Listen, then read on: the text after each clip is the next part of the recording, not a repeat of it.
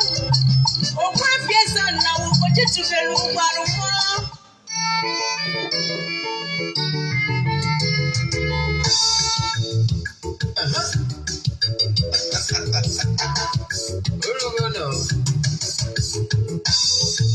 And if you come one day, no woman, when you make from you would yellow. See, I can't coach it. I got it. You go catch one crocodile. Where can it is? That's not the guy.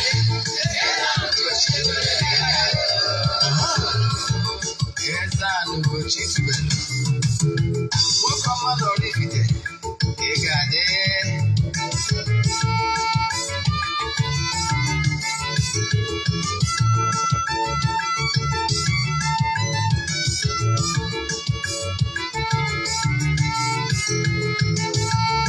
Ọdịnala bụ eziokwu,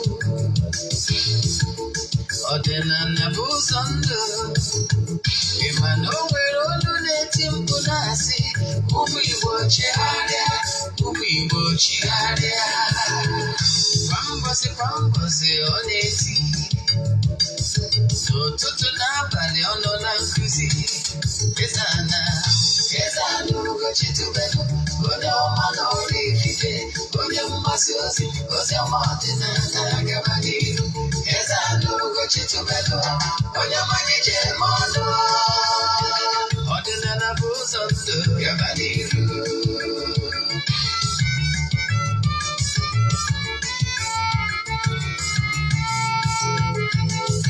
Eze-Ana Ugochitubelu, onye ọma na oraifite, onye mgbasa ozi ọma ọdịnala gaba n'ihu. Eze-Ana Ugochitubelu, onye ọmanye jem ọnụ. Ọdịnala bụ ụzọ ndụ gaba n'ihu. Eze-Ana ga-adị, Ugochitubelu ga-adị, Ugochitubelu ka m pụrụ, ọ ya adị. Maka na eziokwu ọnwa jaja, ndị okenye dịka anyị from the back, ndị ochie anyị from the back. Soja si gara aka ọgọdị ụmụ Igbo si anyị rapụ nke anyị na nke ha ka mma. Buru Baịbụl bịa, akwụkwọ akụkọ, mepekwa chọọchị fa, obodo ụka dịkwa.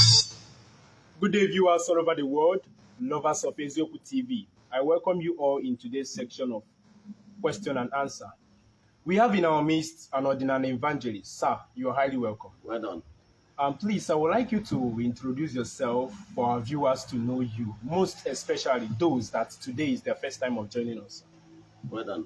My name's Ogbuefi Eze-Ana Ugochitubelu, oraifite. Ogbuefi Eze-Ana. Abụ m onye isi nchụaja na Ugochitubelu ọdịnala temple.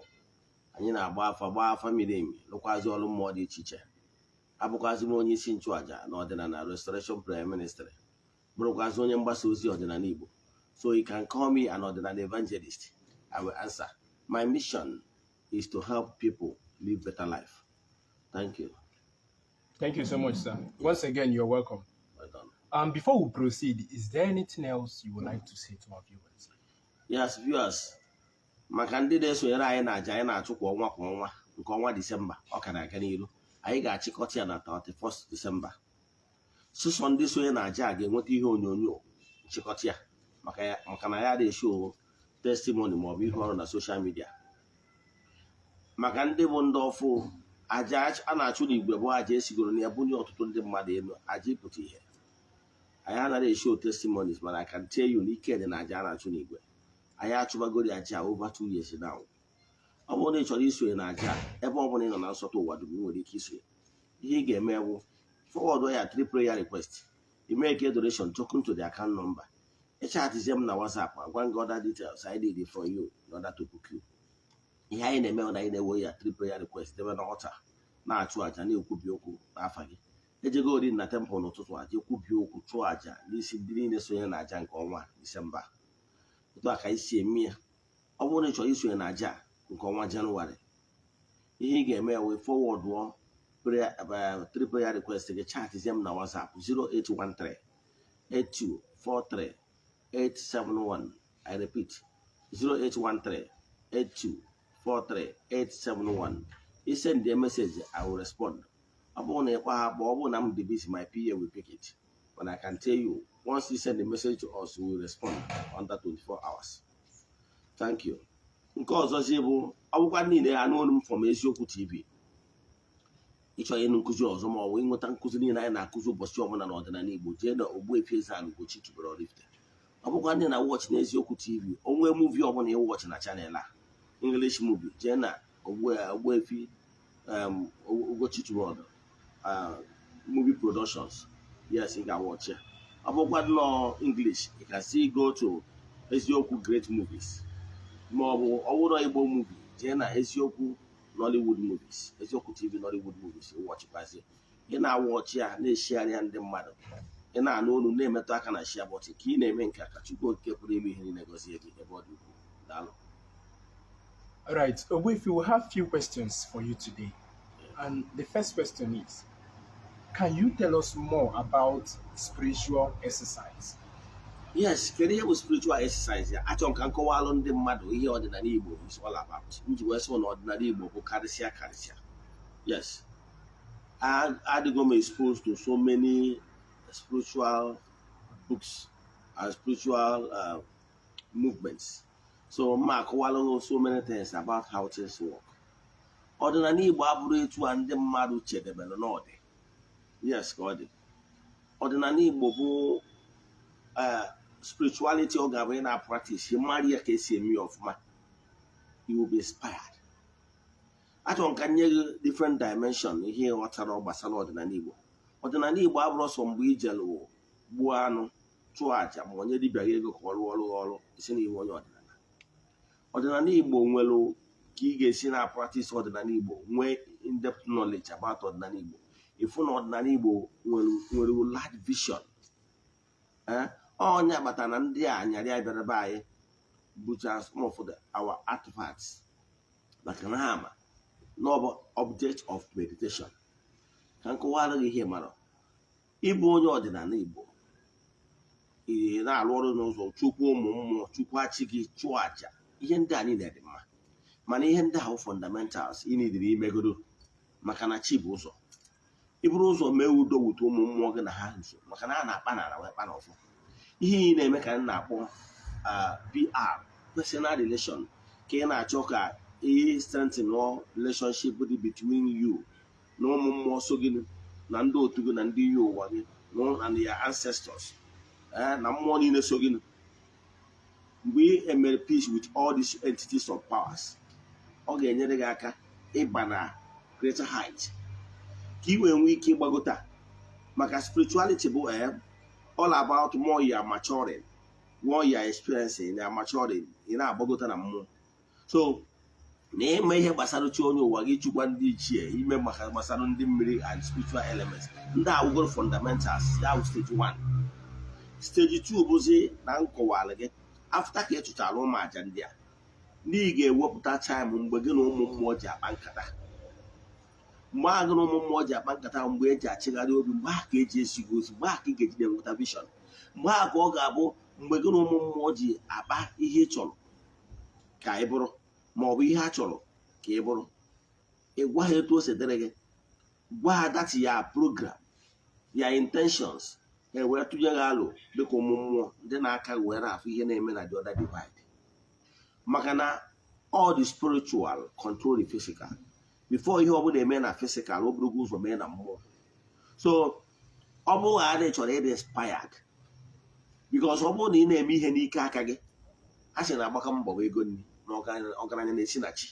Ihe ọ pụtara nọ na ụmụ mmụọ bụ ndị ga-akọntrolu gị wee nwee ike gwa gị ebe nwa na otu ụdị i wee nwee ike dị ude na ndụ a. Nke bụ eziokwu na nọ n'ụwa mmụọ ka anyị nọ. Ụwa bụ ụwa mmụọ. So ọ bụrụ na ị chọrọ ịkọnka na this world ị ga-activate that mmụọ dị n'ime gị. So ka ị ga-esi na-eme create a time 5, 10, 15, 20 minutes, 30 minutes as case may be.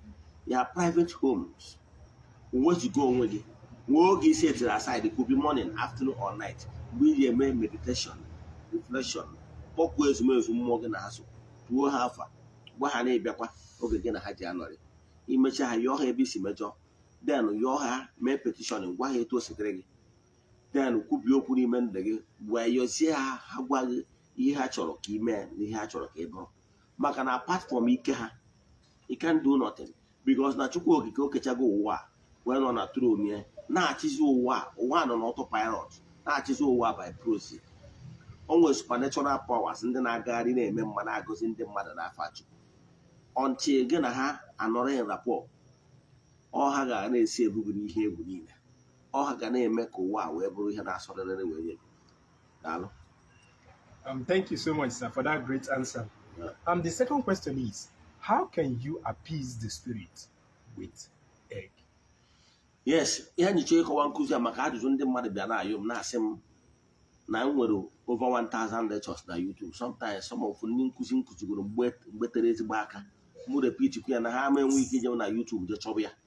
Ihe m chọrọ ịkọwara gị bụ na ọ bụrụ na ị na-anụ olu m na ị ka batara ọfụ na Igbo spirituality ka m kọwalụ gị etu ị ga-esi wee ze mmụọ m iwe maka ụmụ mpụ na ọtọ nọ imekọchara mgbe ị ka na-ebido mgbe o nwebere ihe ịma ka bụgoro stage 1.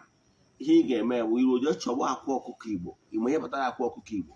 Akwa ọkụkọ Igbo nwere ndụ n'ime ya. It breathes. Onye batara na oweta akwa ọkụkọ Igbo debie ọkụkọ gbuo ya oge nwa ji apụta na nwa apụta ọtụrụ maka na ọ dị natural. Ịghọtara ya? Imeji ya compare formulated eggs by agric bụ na ọnị ka o riri o wee fọm nwa ha bụrụ ofu mana maka gị nwere n'obi si nwee ike isi na akwa abụ akwa maka na ịghọtara gee ntị akwa abụ akwa foro normal process na oke ọkpa bịa dị na nnekwu wee dị imi wee mụta ya wee bụrụ akwa ka iwu natural. Ịghọtara ya? Ihe anyị na-eme bụ ihe mmụọ echefuna. So ije chụta akwa ọkụkọ Igbo jee ebe a na-ere ọkụkọ Igbo tụwa na ịchọrọ akwa ọkụkọ Igbo ha ga-enye gị chọọ nke dị fresh iweta ya.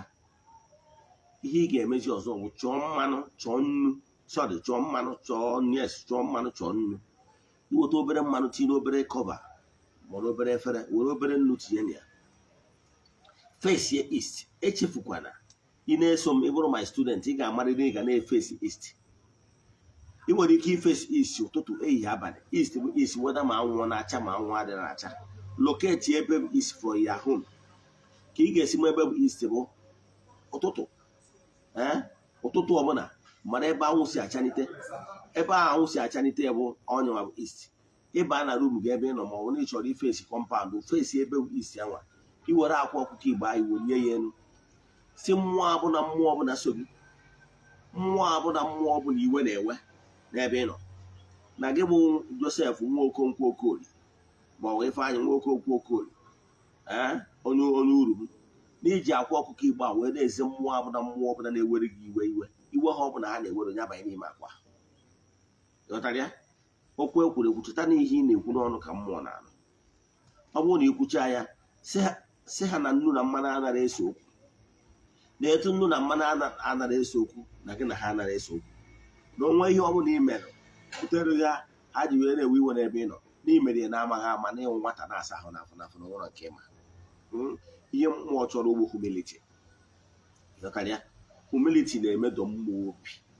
Echefu na akụkọ a Jizọs ndị ụka ọbịa ka ọ na Baịbụl nwoke bịaranụ ikpe ekpere wee sị Chukwu okike na ịmara na ya na-akwụwa aka ya ọtọ na ịmara na ya na-eme nke a na ya na-eme nke ọzọ kemgbe eziokwu na ọ na-eme ihe nke a mana o nwere mmụọ mpako mana onye nke ọzọ bịa wee sị Chukwu okike na ya nwe onye omenjọ si gbagharịa ebe ọ bụla o si mejọ. Jizọs wee na-ekwu na na-anụrụ onye onye anwa buturu onwe ya. So ị bịa gị na mmụọ na-emekọ ihe butuo onwe ya. So ịyọcha ha iwe were aka gị mkpịsị aka metụ na mmanụ anyị tiri nnu tọ ọnụọ ya si na nnu na mmanụ adịghị eso okwu na bido taa na gị na ha anaghị eso okwu were nnu anwa na mmanụ adị n'aka gị na-eghafịa na akwa anwa right round ife achọkwa ya lụtakwa ọzọ fiagide make sure na mmanụ utere akwa right round itesia ya.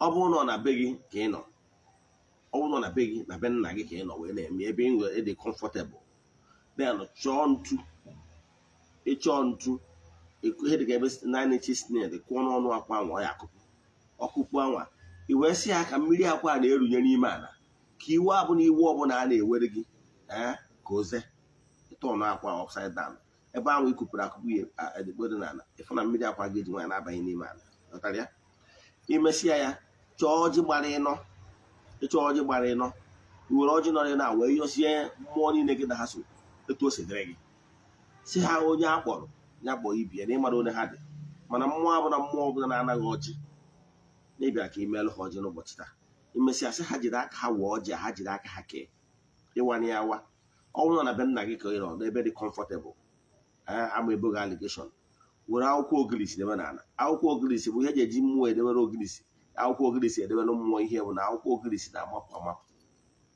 ọ na-atrata mmụọ na iwere akwụkwọ ogilisi adebe n'ala iwere ọjị ofu mbụ ọjị ahụ gbara ịnọ iji wee kpee ekpere dekwasa na ya chọọ 200 naira iwere enyefe isi gị na-enye gị iji agbara onwe gị mee ya anti-clockwise yes mee 4 times represent na-afịa na ụbọchị na anọ ego ihe aja iji agbara isi gị imesi ya chọọ ebe ụzọ gbara ịtọ maọbụ ịnọ ime ebatara eji eyi ụzọ gbara ịtọ maọbụ ịnọ ebe na-awa meeting point ụmụ mmụọ ịghọtara ya iru ebe a ịtọwa ya asị ihe aja gị jewere onwe gị denụ yọzie ha mgbe ị na-aga ọjị ha meghere gị ụzọ n'ọnọdụ dị mma na ị ga-eme ihe ị kwesịrị ime ọ bụrụ na agbagbugoro gị afa na o nwere ihe ị kwesịrị ime mana ịdị brok ebezinarị jee ma ihe a na-agwa gị mee ya ọfụma ị ga-ebidokwu ife mana ọ bụrụzie na ebe ibi na ọ bụrụ ebe ị ga-enwe ike inwe ases idebe akwa ma ọ bụ ọchị ka a ghara isi na ịgwọwa ọgwụ ịmara ndị ụka na-eri ndị ụka eri ebe ọnwụ na-achụpụrụ aja asị na ọgwụ ha ghọtara o nwere onye ya ọgwụ ara edebe ọgwụ ebe a na-afụ ya anya onye ọbụla gwọọrụ ọgwụ bụ aịda na projekti ya ma ọ bụ na oniri n'ala ebe ịma afụ ya anya adị agwọ ihe ọbụla ịfụrụ mana ndị ụka bụ ebe ọbụla ya fụrụ na-akwapụrụ ibu uke ma ọ bụ ihe ọbụla edebe na mmiri na asị na ọgwụ atọrọ ha maka na ha ghọtara ya nso ọ bụrụ ọgwụ mana ọ bụrụ na na famili ya bụ idebe akwa nkịta asị na-egwu ọgwụ den ihe ị ga-eme ewu iwere akwa kpuchie etu o sitere gị ọ bụrụ kwuo dị sef na ị nọ na kọmpaụndụ na-eme na afọ na asị na ịgwọgwọ ọgwụ baa n'ime ụlọ be gị fọkụ na ọfụ ya rum were ebe fesi ist ebe a fesi ist nọ n'ilo ịba n'ime fọkụ na efu na ebe a fesi ist iru ebe anwa were akwa ahụ mekwa the same thing imesịa ya iwere ọjị gọkwa the same thing ịgọcha ya wee gwa 200 naira ma mefukwa n'isi gị 4 times imesịa ya chọọ ebe ụzọ gbara ịtọ ma ọ bụ ịnọ iru ebe anwa idebe ọjị a na ịtọwa ego anwa iwere akwa ahụ iji smachi ya na jebere onwe gị ịghọtara ya ka Chukwu okike gozie gị mgbe ị na-eme nke ọ bụrụ na ime etu a ihe eze mmụọ iwe site n'ụzọ dị etu a bịa na ịmarụzie nkwa ikwere mmụọ na ọ bụrụ na iwe hapụọ n'ebe ị nọ ịfụwa ife ịnwetaba ego mee ihe ị kwesịrị ime maka na onye kwụ ụgwọ ji onwere onwe ya daalụ. Thank you so much, sir. Daalụ. Sir, the third question is, how can you cleanse your part? Yes, and so many things ways mmadụ nwere ike isi wee cleanse part ya ọ dị many. Yes, and ihe a na-achịkọwala ụgwọ ihe ị ga na-eme very often ọ ga-enyere gị aka, especially gị nwa bụ onye na-alụ ajọ nlọ, gị nwa bụ onye na-asị na cobweb na-eko gị. Enwere so many things ị nwere ike ime. Nke mbụ, anyị na-enwe ncha eji asa ụchụ, yes, and favor soup. Anyị lụkọtara gị na favor and nsa ụchụ ọnụ. Now ncha ọtụtụ mgbọrọgwụ na ahịhịa dị iche iche maka na Chukwu kere ihe n'ụwa. Yes, o nwere ụfọdụ ahịhịa ma ụdọ gbama afọ English ya eji eme ihe awele ma ọ bụ eji asa ụchụ. Then mana mụ ya agwazighị ọ bụrụ na ya egotawu ncha anyị na-eship ya nationwide, ị nwere ike ime ọ dị ya. Yes, ihe anyị na-ele a cup of it is 5,000 naira, mana ọ bụrụ na ị nwere ike imewu elu, o nwere simple things ị nwere ike imewu n'onwe gị. The commonest of them all ị nwere ike ịfụwu n'afịa. Yes, ị nwere ike onye ọbụla ma maka ya, a na-akpụ ya nchụanwụ St. Leaf. Yes, ime eji akpụ ya nchụanwụ bụ St. Leaf. Data afịfịa anwa na-abụ ọ bụrụ mgbe gboo anwụ na-ata ịmụnye ya ọkụ sushi isi ya expel mosquito. Kedu ihe mosquito bụ? Mosquito bụ negativity, ihe na-ata ya mmadụ ọya. So or fall within negativity. So ihe ọbụla nwere ability to repel mosquito, ihe ọjọọ, ma ọ bụ na ị nọ n'ọfịa n'ime abalị chọọ ka ị spelụọ ihe dị ọbụla ma agwọ ma ọ bụ ihe ọbụla na-adị denja, ịmụnye ya anya ọkụ isie alone ga-achụpụ ụmụ ihe ndị a chụte efe aka. So o gosigo gị na nchụanwụ nwere the properties, spiritual properties, expel negativity. Ọgwụgwọ na imere alụ imekwa alụ jee pụọ alụ n'aja, ọ bụrụ ije duru nwunye mmadụ ma ọ mee alụ ma ọ gbuo mmadụ aka nsọ ọyọrọ ọbara kaadị ka ichi je kpụọ alụ. Ana m ekwu maka negativities ị na-enweta by friendship, by imekọ ihe wute mmadụ ndị na-efe efe, ọ bụrụ ndị ụka kpọọ ya obere njọ, ụmụ obere ihe anyị ghọtara ya. Otu ya ka m na-ekwu maka ya. Otu a na-awụ ụmụnne anyị ndị na-ete isi na nachi ikpe ekpere were mmiri gbụcha ọnụ so ahụtụ nke ha metara emetara nke ha getara egeta, ịghọtara ya. Ọmanya n'ọwụchụ ka ndị abụ. So ọ bụrụ na ihe egonwu ncha, ihe ị ga-eme ije chọọ nchụanwụ, nweta nchụanwụ ihe dị ka ebe nchụanwụ 200 naira. Isie inwe ike na-eme once in a week, isie ya chọọ alligator pepper gbara ịsa tinye n'ime ya. Isie nchụanwụ a gbaa ihe dị ka ofu 1 penta mmiri ma ọ penta na abụ. Isie ya ọsụsụ ike butuo ya, ọ jụọ oyi were na-asa ahụ. Ị nwere ike ị na-eme nke a once in a week or once in a month as case may be. Ịghọtara ya. Ihe a bụ nke ị nwere ike ịnweta wụ na nwere ahịhịa ndị ọzọ anyị na-etinye na ọ bụrụ nke anyị prepare. Yes, ka ọ dị more active, mana ị nwere ike imewu nke a for the little comfort of your home. Ịghọtara ya. Then na-eme ya. Nke abụọ, agwara nke ihe esi wee cleanse ahụ gị nwa. Nke ọzọ, onwe ka gị na nwaanyị ọbụla abụrụ nwunye gị si wee mekọ, chụọ ose ọjị mkpụrụ ịnọ unye na mmiri, ị na-asa ahụ the same day. Onye a na-anaghị ana ị na-eme ya, ị na-awụchapụ ụchụ mmụọ ụchụ mmadụ ọbụla. Ịghọtara ya. Maka na onye a na-agba onye ekotara obodo ekotara ya ka ofu mmadụ go nka. Then ka ihe esi wee cleanse ya environment, make sure every Saturday ma every time ọbụla ị nọ in the frame na-cleanse ya room. Agwara gị nwere ike ịchọta ogirisi nwere mbaraga 5 ma ọ bụ na ị nwetawuru ogirisi, jee chọọ nchụanwụ, gụta nchụanwụ n'afịa, ọ gwụrụ nchụanwụ 100 naira. Ma ọkwa na ọ bụ na nke a dụrọ, jee chọọ azịza, new azịza igotara for ụdị ha. Ịghọtara ya. The same process. Ọ bụrụ na ngota azịza were ọsọ tụtụ aja bụ azịza. Then mana ọ bụrụ na nchụanwụ ma ọ bụ ogirisi iri dị ọzọ ejochi ya, iwere ya ije na room, open your window, open your door.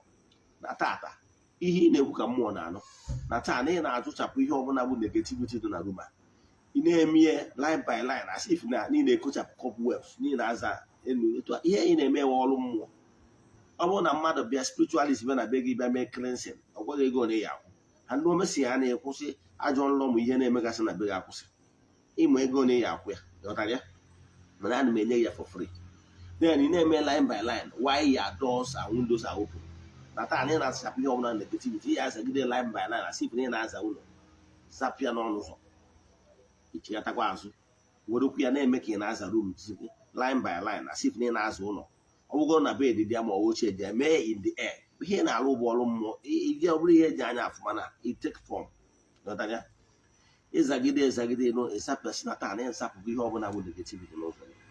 Imesi ya jee chọọ ose ọjị mkpụrụ ịnọ, weta ya n'ọnụ gị, ose ọjị mkpụrụ ịnọ, kwuo okwu ihe ị chọrọ ka ọ na-eme, ihe ị chọrọzi ka ọ na-eme na room ga. Were ya wụsa na one corner of the room, wetakwa another 4 seed, mekwa the same thing, wụsakwa na another corner. Ihe ọ pụtara bụ na each room ga-enwe 16 seeds, 4 corner, 4 each corner. Ịghọtara ya. Imesịa ya, ihe ọzọ ị ga-emezi bụ ịchọọ nnu, were obere spoon, were ike nnu purifier, nnu na-erepel ihe ọjọọ, were nnu anwa wụsacha na 4 corners of the room. Ịghọtara ya. Nke a bụ ihe ị ga-eme. Ime etu a, ị na-eme etu a, ị bụrụ onye cobweb na-ada ekobe na room gị. Yes, na cobweb na-ekobe na room. Mebe ihe a every Saturday, ị ga-afụ na ọ ya akwụsị. Ị nwekwara ike imekwazi ya na shop. Ịghọtara ya. Then etu a ka ị ga-esi wee cleanse ya part. Thank you. Thank you so much, sir. Ma'am. The fourth question is the importance of joining monthly ritual. Yes, this monthly ritual ekwuola m ya mbụ mana m mekwukwu ya ọzọ. Monthly ritual abụrụ ihe anọgịta bido. Monthly ritual abụ spiritual exercise mission m nwetara via spiritual exercise m na-emere onwe m. Yes, ihe mere eji wee mebezie ka ọ bụrụ ihe a na-eme n'igwe bụ agwara m ụnụ na arọ one ma one gara aga ebe 2 years ago ka one young man kpọrọ na fon na-achatị m wee na-akọwa ọnọdụ ya wee wute m so much na ọ bụ the only child nne na nna ya mụtara, mana for 15 years nọ na abroad onwere ihe o nwetara. Asị m as 15 years nọ na abroad ana ụgbara moto goro, and as we speak bụ ọ na-agwa m ihe last 2 years na ahụ adọrọ mgbe ya. Ọnọdụ ya wee wute m so much. N'abalị ahụ mgbe m na-emezi spiritual exercise that night ka m present the case ya nwa okorobịa ka ụmụ mmụọ wesị ha na ọnọdụ nwoke a wee sị m na ọ bụrụ sọ ya na o nwere ọtụtụ ndị mmadụ nọkwa n'ụdị ọnọdụ dị etu a. N'ihe m emere ụdị ndị abụ ha sonyebe m na aja a na-achụ n'igwe. Aja a na-achụrụ onwe m na-abụ ihe m na-eme every month ọhụrụ na-ewere m prayer every 14 days, ewere m prayer request dobe n'altar na-achụ aja na-ekwubi okwu na ya. At the end of the 14 days enye m mesara aka chụọ aja on my own. Ya ya ta ka m si emebu mgbe m ka bidoro ọfụ many years ago, and it works like miracle. Now I wee sị m na aja ahụ m mee include ka ndị mmadụ join gbazie m na ya. Etu a ka anyị si wee bido mewezie ala ahụ ndị mmadụ ịjoin na ya na-eweta small token ga-eji egote ihe eji achụnya bụ aja. Ya every day.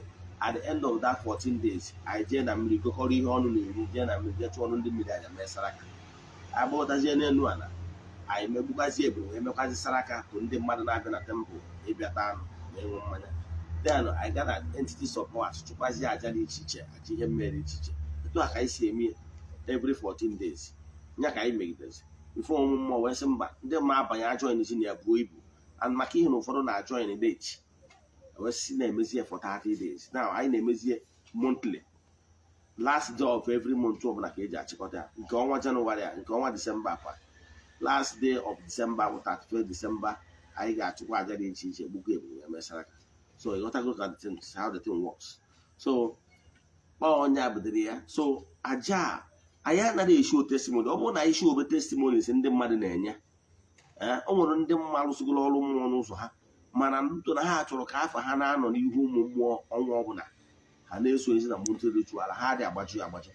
Since anyị bidoro ihe over 2 years na last November ka o mere exactly 2 years, o nwere ndị na-esonye na aja steady as we speak now. O nwere ndị kwụrụ ụgwọ 2024 niile, especially ndị n'obodo ebe na-esonye na anya aja. O nwere ndị bukuru from January to December ha kwụsịrị ụgwọ 2024. Ndị a bụ ndị sonye wegoro anyị na aja over 2 years anyị bidoro ya. So ọ bụrụ na ndị a na-esonye na aja adị afụ uru aja na-achụ n'igwe bara ha ma na-esonye ya. So ọ bụrụ na na-esiri na ọnọdụ gị ụdị ana, ọ bụgoro ịda achụ aja ka etinye afọ na ndị a na-achụ anya na-ekwubi okwu n'isi ha ọnwa ọbụla, maka na ike dị n'okwu ọnụ, ike dị n'aja. So ọ bụrụ na ịchọ isonye na aja, etu esi eme ya bụ forward ya 3 prayer request, echachi m na WhatsApp nọmba, then agwazie gị details I need from you, send ya token. Maka na onye ga-atụkọtalụ ka eji ego ihe saraka ma ego eji achụ ihe aja, ịghọtara ya. So I can tell you na ike dị, maka na aja a na-achụ n'igwe ihe spiritual meaning ịmarọ na ya bụ na ọ bụgoro na iweta token na ya wee join ya. At the end of the day, mgbe a ga-ego eburu na mgbe a ga-ego ụmụ anụ dị iche iche a ga-eje gbuto entities of powers, ihe a ga na-akaụntụzie n'ichi onye ọbụla n'ime ụlọ n'ọgụ kọntụtara eburu. Despite ụlọ a kọntribute ego eburu, mana ihe ọnya na-eri na mmụọ ọbụla, each and every one of you wetara ego eburu. Maka na ihe emere n'igwe, maka na igwe bụ ike. Ọ bụrụ na ịghọtara uru aja a na-achụ n'igwe bara, nwanne ime ego isi for 1 month. Daalụ. Thank you so much, sir. Yeah.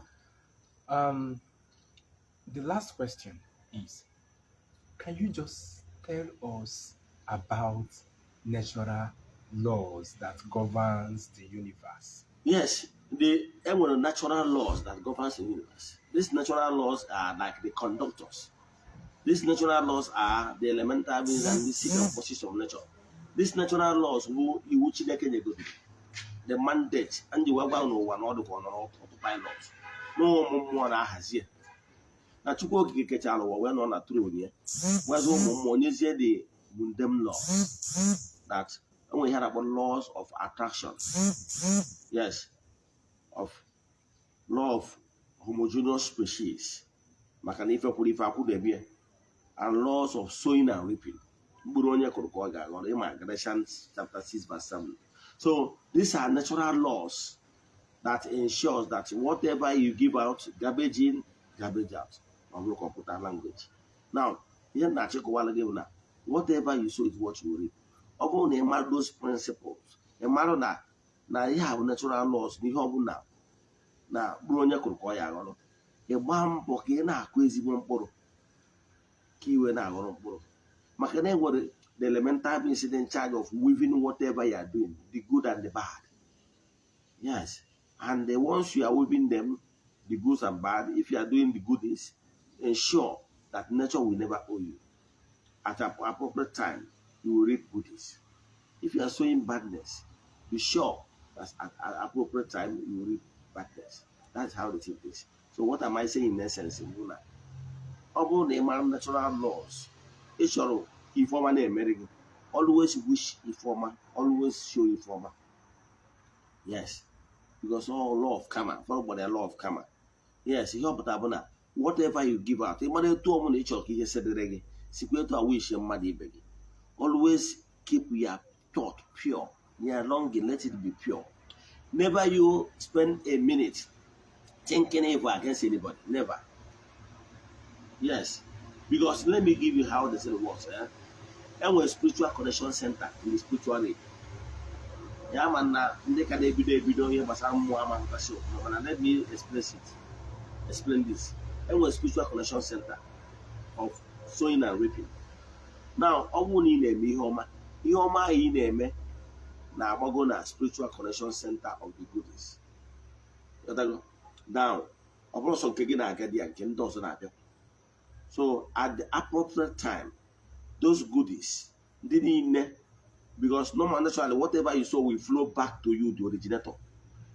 At the appropriate time, those goodies didn't those goodies will flow to you at the appropriate time. And then what was it?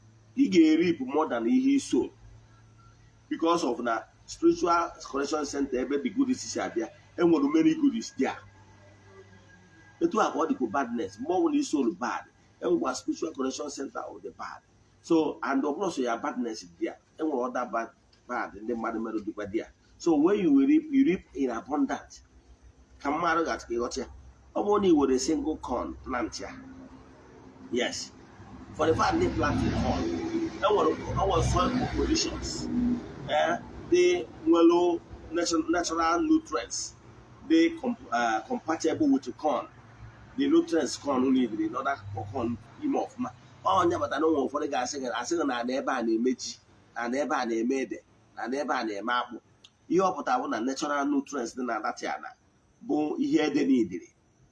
Over ebe na eme ọka, natural nutrients ebe anwa nwere all the components nyafu ihe na eme ọka affordulate ọka. So ịkụ ọka ebe anwa due to other nutrients niile dị compatible with corn will come and nye aka ọka afọ nnukwu ju eju. Etu a ka ọ dịkwu n'ihe mmụọ. So naturally nature eme gị na whatever you give out will flow back to you in more than as you sow it. So again, make sure you're always in good book with natural forces, because all hana goes in mad. Chukwu no na throne ye. Onye na asị gị na Chukwu no na throne ye na anara otito. Ndị ọ bụ ọrụ ha efu to ensure day-to-day governance of the entire earthly existence and activities are entities of powers and forces of nature. So those natural beings, once you are in their good book, they will bless you. Mr. President in Nasuro, and one advisors here. And one door ha recommend for natural honors. Makana here okay na talante na anya.